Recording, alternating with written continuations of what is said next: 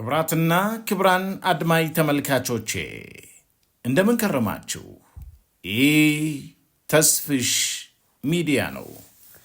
ባለፈው ጊዜ የትዳር ሐኪም ከተሰኘው መጽሐፍ ክፍል 4ን ተመልክተናል። ዛሬ ደግሞ ክፍል 5ን እንመለከታለን። ይህንን መጽሐፍ አዘጋጅቶ ያቀረበልን የትዳር አማካሪና ስልጣኝ ጸጋዬ አሰፋ፣ የማቀርብላችሁ ደግሞ እኔው ራሴ ተስፋዬ አለሙ። የሰውን ጀርባ በደንብ ማወቅ።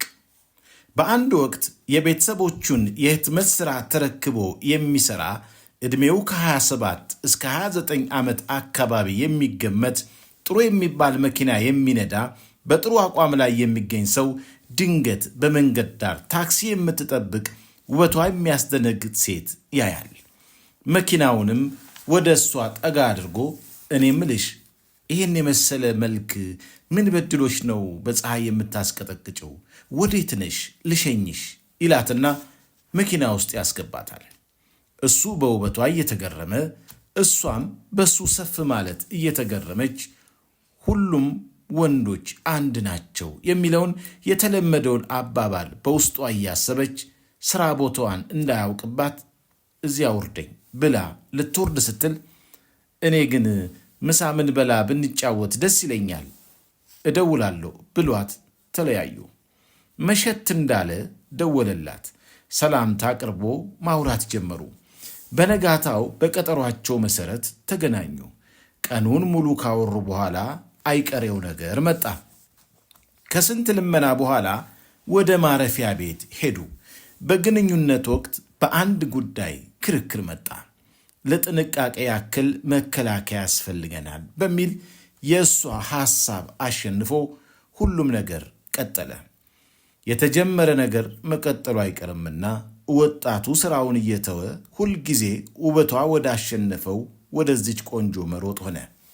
ከጥቂት ጊዜ በኋላ በድንገት አንድ ስልክ ይደወላል። እሱ አልጋ ቤት ነው። እሷ ምግብ ለማዘዝ ወጣ ብላለች።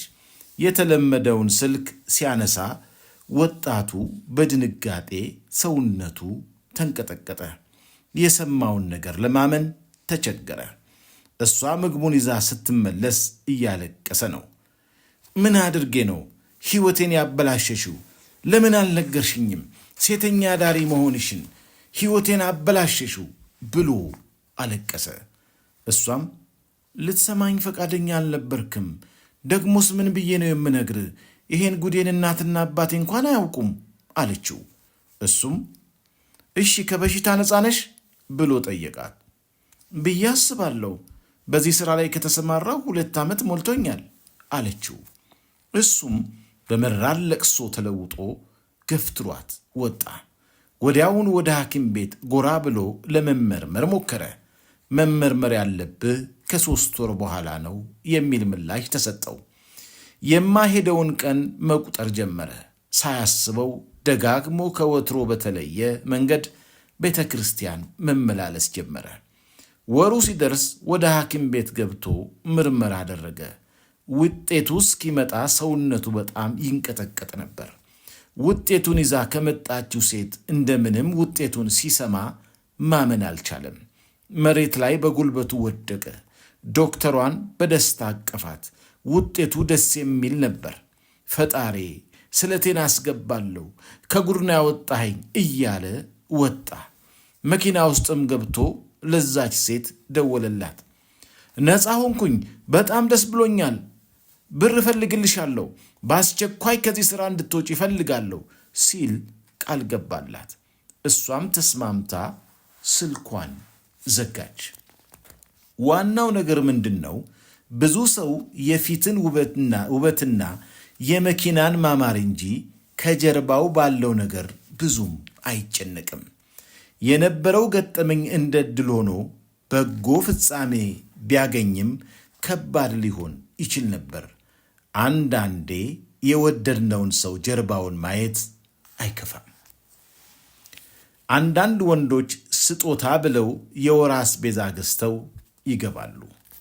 ከብዙ ሰው ጋር በፍቅር ማሳለፍ ከብዙ ሰው ጋር ፍቅር በሚመስል ስሜት ያለፉ ሰዎች የመርካትና የመደሰት አቅማቸው አናሳ ነው።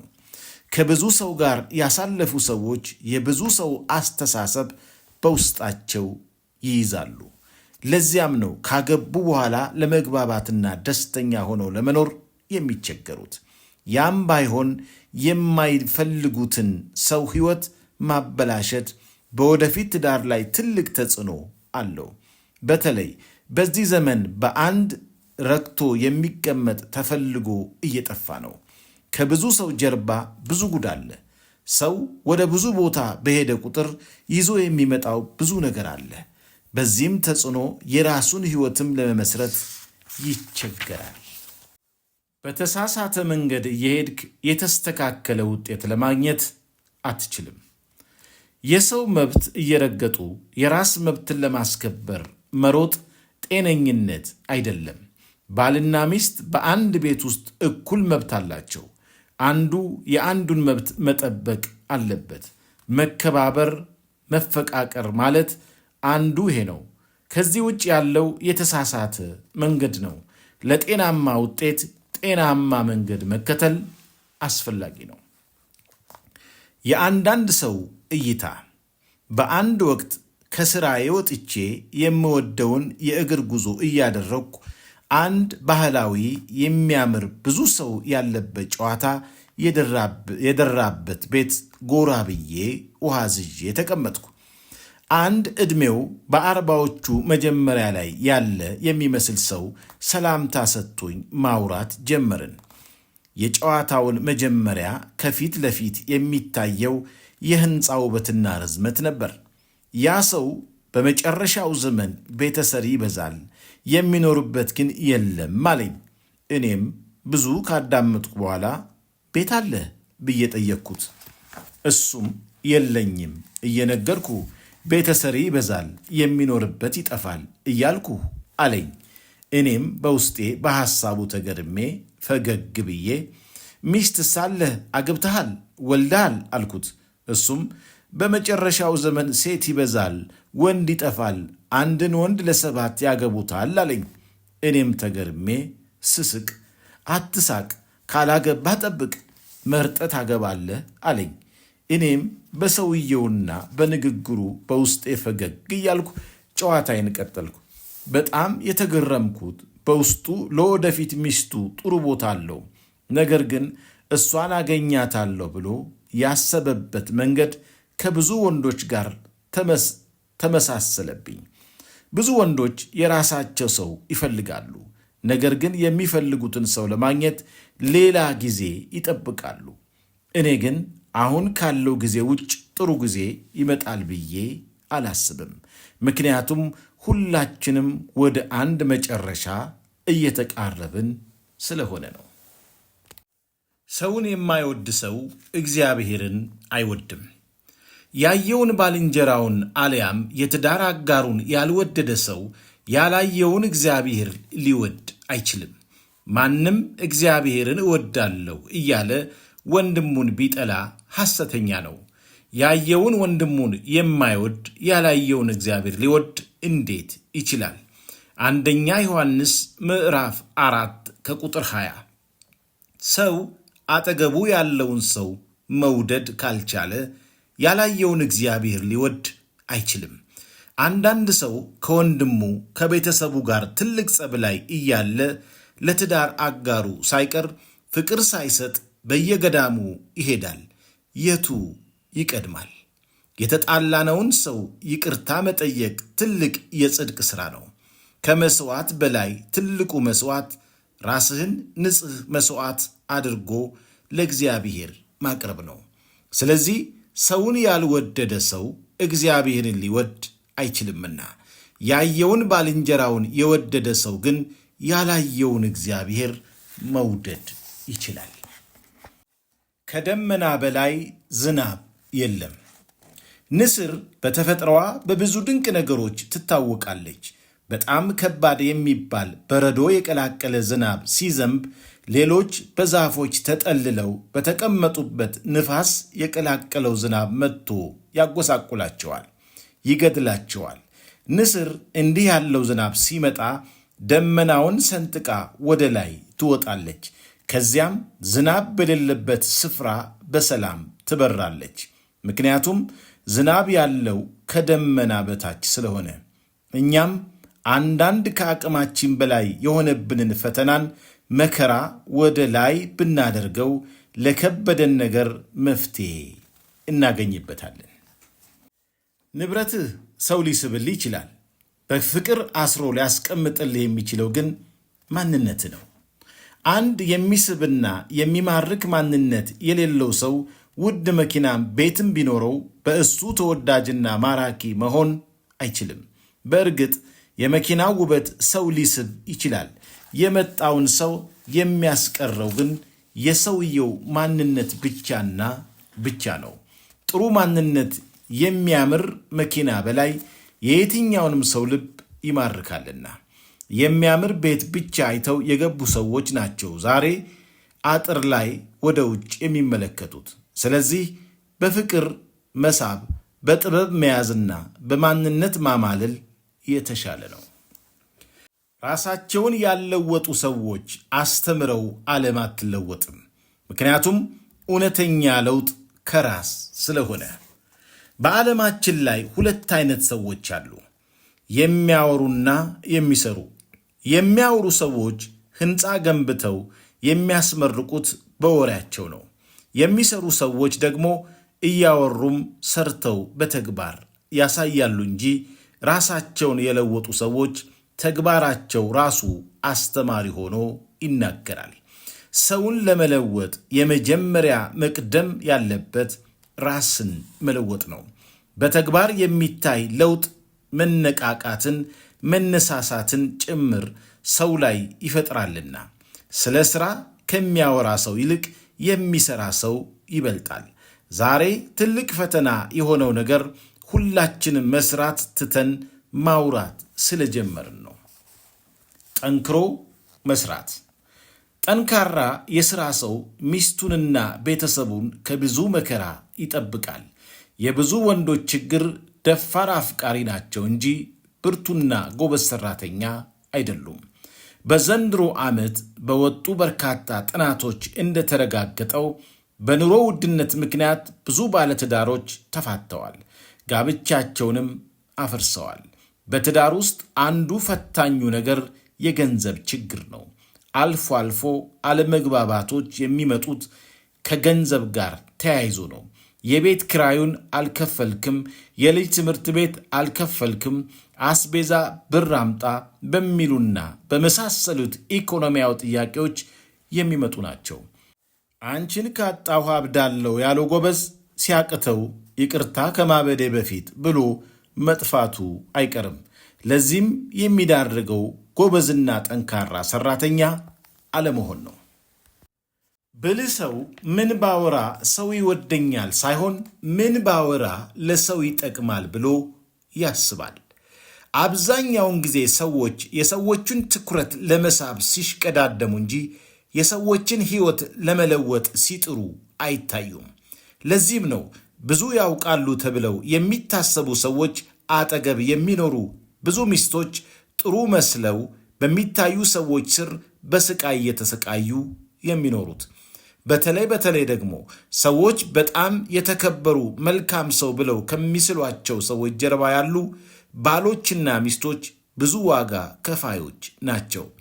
መፍትሄው ሰው ይወደኛል ብሎ ለመወደድ መስራት ሳይሆን ለፈጣሪና ለሕሊና ሰላም የሚበጀውንና ጤናማውን ነገር ማድረግ መቻል ነው። የማታዘልቀውን ግንኙነት አለመጀመር። የማይፈልጉትን ነገር መከተል ትርፉ ድካም ነው። ከድካምም ውጭ በፍቅር ስም የሰው ልብ መስበር የሚወገዝ አላስፈላጊ ተግባር ነው። በዘለቄታዊ ግንኙነት የማይፈልጉትን ሰው በፍቅር መንገድ መቅረብ የማይበሉትን እንጀራ እንደ መቁረስ ነው። የብዙ ሰው ሕይወት የተበላሸው በዚህ መንገድ ነው። ዛሬ አንድን ሰው በፍቅር መጉዳት፣ ማስለቀስ እንደ ጀብድ እየተቆጠረ ነው። የብዙ ሰው ሕይወት አበላሽተው የሚጠይቃቸው ወይም የሚከሳቸው ስለሌለ ዛሬም በዚያው ተግባራቸው ተሰማርተው ብዙዎችን እየገደሉ ያሉ አሉ። በእንደዚህ ያሉ ሰዎች የተጎዱ ሁሉም ሰው አንድ ስለሚመስላቸው ደግመው ወደ ሰው ለመቅረብ ይቸገራሉ። የልብ ስብራት ከአጥንት ስብራት በላይ ያማል። በሰው ተጎድተው ራሳቸውን ያጠፉ የማይድን ጠባሳ ተሸክመው የተቀመጡ ብዙ ወንዶችና ሴቶች አሉ። ያሳዘነ ማዘኑ የዘራውን ማጨዱ ስለማይቀር እንደዚህ ተመልሰው ከሚበቅሉ እኩይ ሥራዎች ራስን መጠበቅ አስፈላጊ ነው። ማስጠንቀቂያ። በዚህ አጋጣሚ አንድ ነገር መናገር እፈልጋለሁ። መረብህን የምትዘረጋው የምትፈልገውን የፍቅር ሕይወት እስክታገኝ ብቻ መሆን አለበት። አግብተውም መረባቸውን የማይሰበስቡ ለትዳራቸው የማይታመኑ ሰዎች ስላሉ ያንተ የሆነችውን ስታገኝ ሁሉንም ትተህ ትኩረትህን ሚስትና ልጆች ላይ እንድታደርግ ልባዊ ምክሬ ነው። ማጣት። ብዙ ሰው ለመቀበል የሚከብደው እውነታ ይሄ ነው። ከሌለህ የለህም ነው። ከሌለህ የሚወድ የለም ማለቴ አይደለም። የምትወደድበት አይነት ይለያል እንጂ የሚወድህ አይጠፋም። እስኪ አንድ ጥያቄ ልጠይቅህ። ያለውና የሌለው እኩል ይወደዳል? መልሱ ቀላል ነው። ደሃን ሰው የገዛ ወገኖቹ አይወዱትም። ምሳሌ 19:7 ደሃን ሰው ወንድሞቹ ሁሉ ይጠሉታል፣ ይልቁንም ወዳጆቹ ከእርሱ ይርቃሉ። እነርሱም በቃል ቢከተላቸው አንዳች አይረቡትም። ዋናው ነገር በዚህ ምድር ላይ በሕይወት እስካለ ድረስ ገንዘብ አትጣ ነው። ይህ ማለት ለገንዘብ ተገዛ ማለቴ አይደለም። በተለይ በትዳር ውስጥ ገንዘብ ማጣት በጣም ፈታኝ ነው ለማለት ያህል ነው። ችግር የብዙ ሰዎችን ውሳኔ አስቀይሯል። ይህ ማለት ምንም ከሌለ የሚወድህ የለም ሳይሆን ስለሌለ የምትከፍለው ዋጋ ብዙ ነው ለማለት ነው። ሁለንተናዊ እድገት ማለት በሥራ፣ በእውቀት፣ በማኅበራዊ ኑሮ፣ በሀገራዊ ጉዳይ፣ በሃይማኖት፣ በባህል፣ በጤና፣ በደስታ፣ በፍቅር ሕይወት፣ በትዳር ሕይወት፣ በልጅ አስተዳደግ፣ ችግሮችን በመፍታት፣ በአርቆ አሳቢነት፣ ለሌሎችም በመኖር ይህ ማለት ሁለንተናዊ እድገት ማለት ነው። ትዳርን ያጸናሉ ተብለው የሚታመንባቸው ነጥቦች እነኚህ ናቸው። 1. መተሳሰብ፣ መደማመጥ፣ መተማመን፣ መከባበር፣ መረዳዳት፣ መነጋገር ናቸው። ትዳርን የሚያጸኑ ተብለው የሚታመንባቸው ነገሮች እነኚህ ናቸው።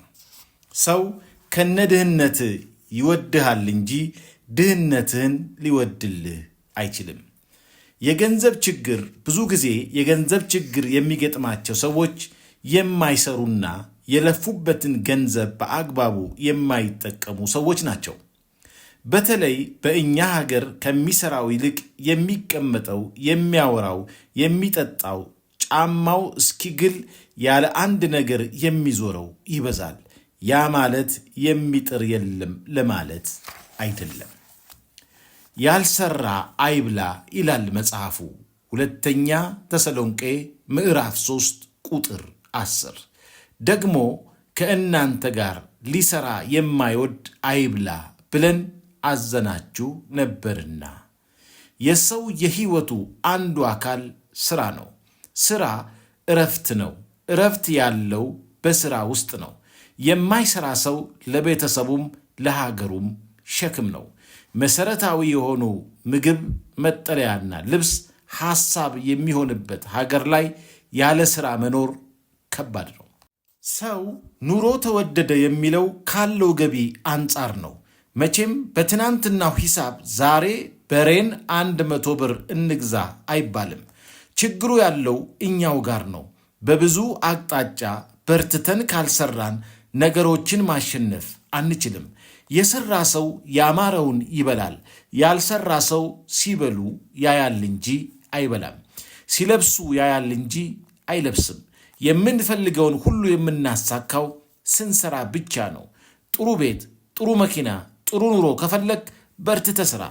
ችግሮች የሚፈቱት በስራና በስራ ብቻ ስለሆነ ችግር በችግር አይፈታም። የችግሮች ሁሉ መፍትሄ ስራ ነው። ለስራ ያለን ፍላጎት በጨመረ ቁጥር የመቸገር እድላችን እየቀነሰ ይሄዳል። ከሌለህ ትቸገራለህ። ከተቸገርክ ለችግር የሚሆን ሰው ታጣለህ። ሰው ስታጣ ሁሉንም ጠላትህ አድርገህ ታያለህ። እንደዛ እንዳይሆን ስራና ስራን ውደድ። ፈጣሪም የሚሰጥህ ስራ ነው። የምትሰራው አንተነ፣ የምትዘራው አንተነ፣ የሚያበቅለው ደግሞ እርሱ ነው። በመጨረሻም እነኚህ ጥሩ ልምዶች ይኑሩህ። በየቀኑ ለተወሰነ ጊዜ የማንበብ ልምድ ይኑርህ። ቁጭ ብለህ የማቀድ ልምድ አዳብር። በየቀኑ ራስ ላይ አንዳንድ ነገር ጨምር። በዚህ ምድር ላይ ትልቁ ሀብት ጊዜ ነው። በየቀኑ ጊዜህን በአግባቡ ተጠቀም። ከማይጠቅሙህና ጊዜህን ከሚበሉብህ ሰዎች ራቅ። ዓላማህ ላይ አተኩር። ገንዘብ አጠቃቀምህን ፈትሽ። ገቢህን ጨምር፣ ወጪህን ቀንስ። የሚያወራ ሰው ሳይሆን የሚሰራ ሰው ሁን። እንቅልፍና ወሬ ቀንስ። ሰው ወዳድ፣ ሰው አክባሪና መልካም ሰው ሁን። ሰውን መርዳት የዕለት ተዕለት ተግባርህ አድርግ። ይቅርታን ተለማመድ። በማንም ላይ ቂም አትያዝ። ለፍቅር ሕይወትህ በየቀኑ ትኩረት ስጥ። ክቡራትና ክቡራን አድማጭ ተመልካቾቼ ከሰማችሁት የተነሳ ብዙ እንደተማራችሁ ተስፋ አደርጋለሁ። አዲስ የሆናችሁ ሰብስክራይብ አድርጉ። ከኔ ጋር የቆያችሁ ደግሞ ከሆነ ይህ ምክርና ትምህርት ለብዙዎች እንዲደርስ ሼር አድርጉ። ከወደዳችሁት ደግሞ ላይክ ማድረጋችሁንና ሐሳብ መጻፋችሁን አትዘንጉ። ይህንን መጽሐፍ ጽፎ ያዘጋጀልን የትዳር አማካሪና ስልጣኝ ጸጋዬ አሰፋን እናመሰግናለን። ሰላም ሁኑልኝ።